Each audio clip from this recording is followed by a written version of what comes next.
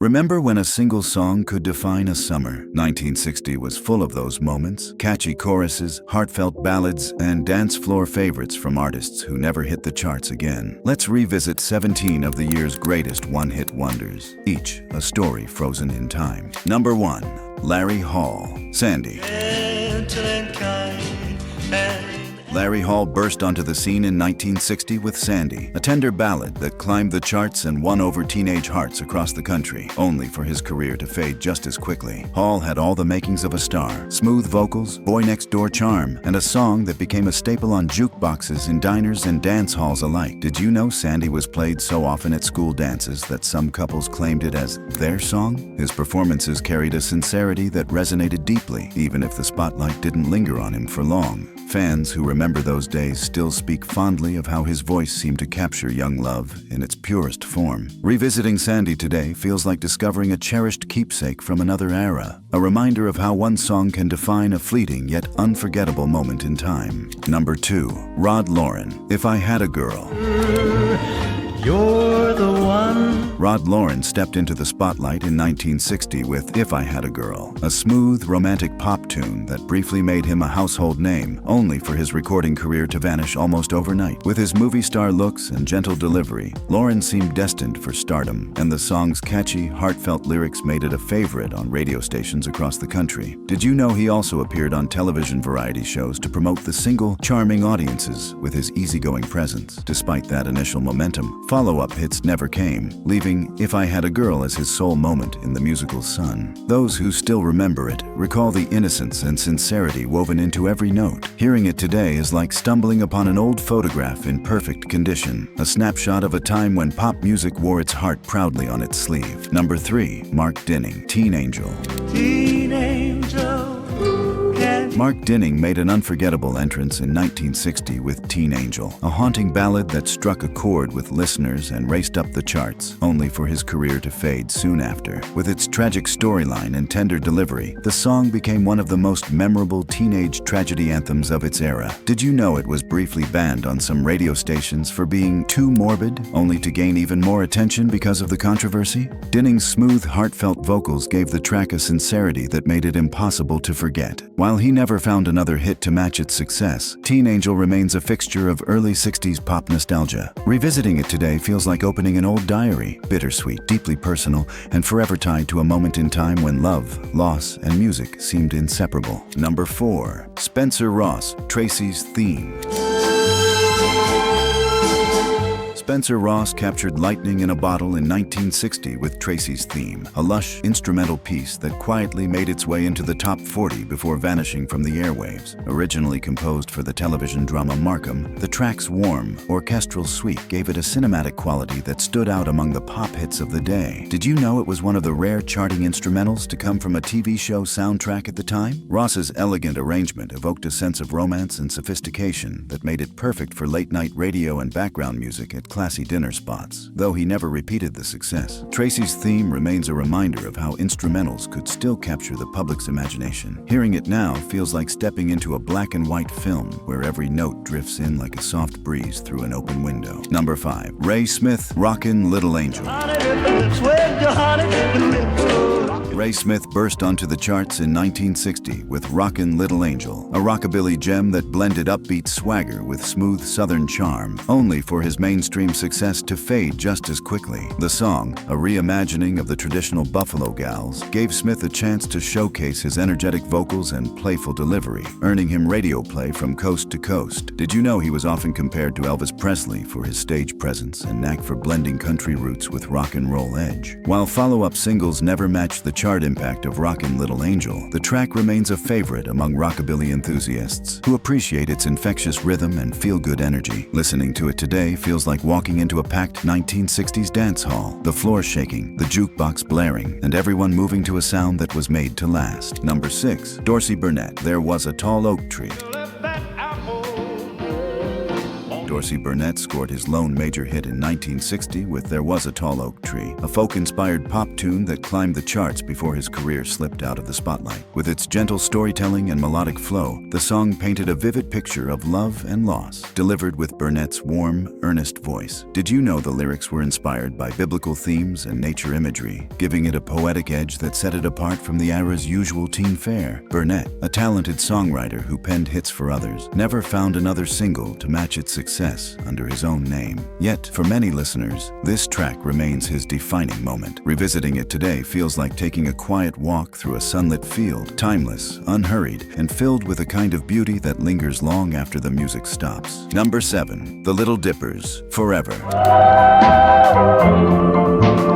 The Little Dippers made their mark in 1960 with Forever, a dreamy, harmony-rich ballad that floated up the charts before the group disappeared from the pop scene. With its soft, lullaby-like arrangement and tender vocals, the song stood out against the era's more upbeat hits, offering something intimate and romantic. Did you know the group was actually a side project for seasoned Nashville session singers who recorded the track in just one take? The gentle sway of Forever made it a favorite for slow dances and candlelit evenings, cementing its place in countless personal love stories. While the Little Dippers never returned to the charts, the track's delicate charm has kept it alive in the memories of those who heard it the first time around. Listening today feels like watching snow fall in the glow of a street lamp, quiet, beautiful, and over too soon. Number 8. Monte Kelly, Somerset.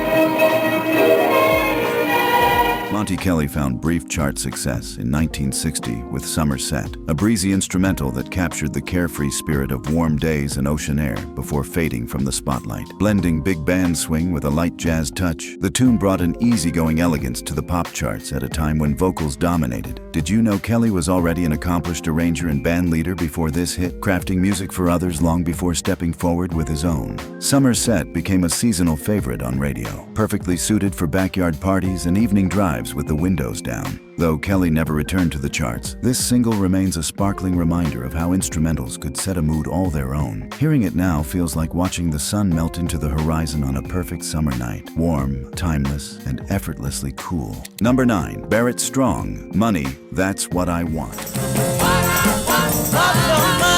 Barrett Strong made his mark in 1960 with Money, That's What I Want, a raw, infectious R&B number that became an anthem for ambition and desire before his career as a performer slipped into the background. With its driving piano riff and unforgettable chorus, the track was Motown's first big hit, paving the way for the label's future success. Did you know Strong never followed it with another charting single of his own, but went on to co-write classics like I Heard It Through the Grapevine and Papa Was a Rollin' Stone? As a singer, Money was his singular moment in the spotlight, yet its influence spread far beyond the chart, inspiring countless covers from the Beatles to the Flying Lizards. Revisiting it today feels like tapping into the raw energy of a Detroit dance floor. Gritty, irresistible, and impossible to stand still to. Number 10. Johnny Ferguson, Angela Jones.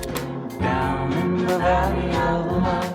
Johnny Ferguson stepped into the spotlight in 1960 with Angela Jones, a heartfelt pop ballad that captured the innocence of young romance before his time on the charts came to an end. With its gentle melody and storybook lyrics, the song told the tale of unrequited love with a sincerity that resonated with listeners of the day. Did you know it was written by songwriter John D. Loudermilk, who went on to pen numerous hits for other artists? Ferguson's warm delivery gave Angela Jones a tender charm, making it a staple on jukeboxes and local radio request hours. Though he never repeated its success, the track remains a sweet snapshot of the era's softer side. Hearing it now feels like finding a pressed flower tucked inside an old book, delicate, sentimental, and carrying the faint perfume of a long-ago memory. Number 11. Buster Brown, Fannie Mae.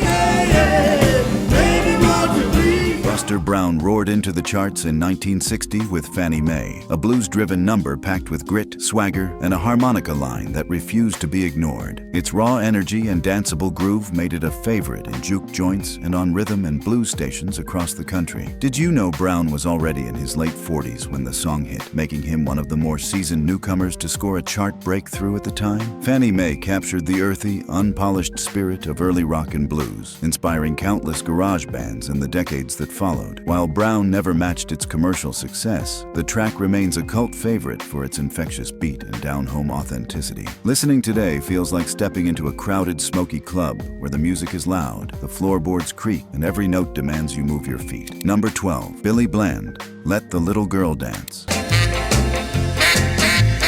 Billy Bland lit up the charts in 1960 with Let the Little Girl Dance, a buoyant, feel-good hit that radiated the joy of the dance floor before his recording career faded from view. With its catchy hook and swinging rhythm, the track became a favorite for DJs, filling dance halls and parties with its infectious energy. Did you know Bland originally started out in a gospel group before making the leap to R&B? His smooth yet spirited delivery gave the song an irresistible charm that kept it on heavy rotation throughout the year. While he never scored another hit of the same scale, Let the Little Girl Dance has endured as a timeless call to cut loose and have fun. Hearing it today feels like walking into a party in full swing, laughter in the air, feet in motion, and the music making everyone smile. Number 13, Harold Dorman, Mountain of Love.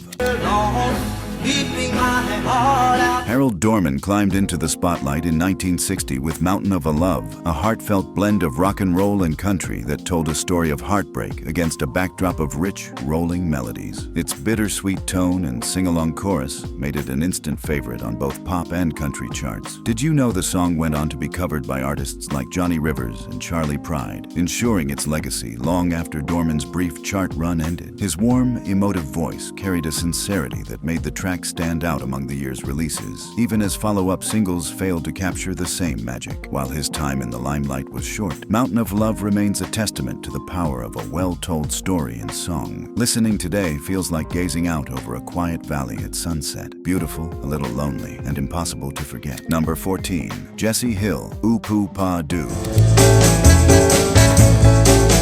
Jesse Hill brought a burst of New Orleans rhythm to the charts in 1960 with Ooh Poo Pa Doo, a rollicking party anthem driven by brass, swagger, and pure Crescent City soul. Split into two parts for its single release, the track became a Mardi Gras staple, embodying the city's energy and spirit. Did you know Hill started as a drummer before stepping into the spotlight as a singer and songwriter? His playful vocals and infectious groove made the song a hit on R&B and pop stations alike, though he never found another single to match its success. Over the years, it's been covered by everyone from Ike and Tina Turner to Dr. John, cementing its place in New Orleans music history. Hearing it today feels like joining a street parade under a cloud of confetti, loud, joyful, and impossible not to dance to. Number 15, Gene Black, You'll Have to Stay.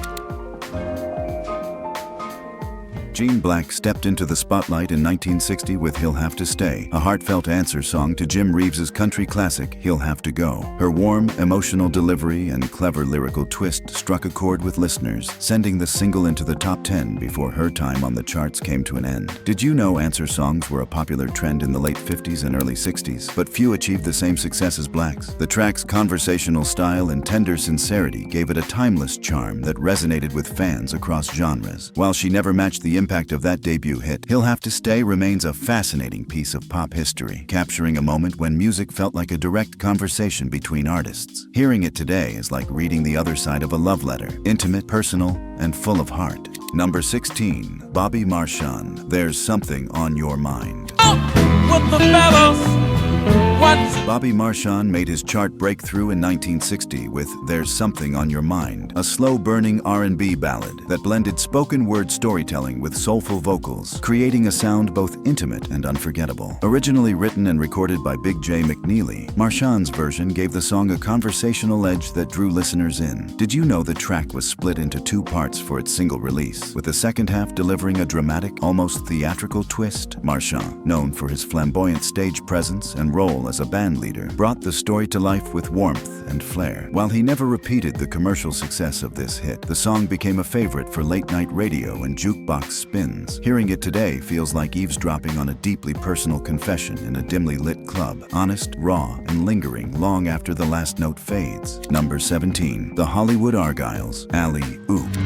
Cause he's a mean motor scooter. The Hollywood Argyles stormed the charts in 1960 with Alley Oop, a playful, novelty rock and roll hit inspired by the comic strip caveman of the same name. Its bouncy rhythm, humorous lyrics, and sing-along chorus made it an instant party favorite, climbing all the way to number 1 before the group faded into obscurity. Did you know the Hollywood Argyles weren't even a real band, but a studio project pulled together by singer-producer Gary Paxton for the recording session? The song's offbeat charm and carefree carefree energy captured the fun-loving side of early rock, winning over audiences of all ages. While no follow-up hit ever materialized, Alley Oop has remained a cult classic, still popping up in movies, commercials, and nostalgic playlists. Hearing it today feels like finding a dusty comic book in the attic, colorful, a little silly, and bursting with personality.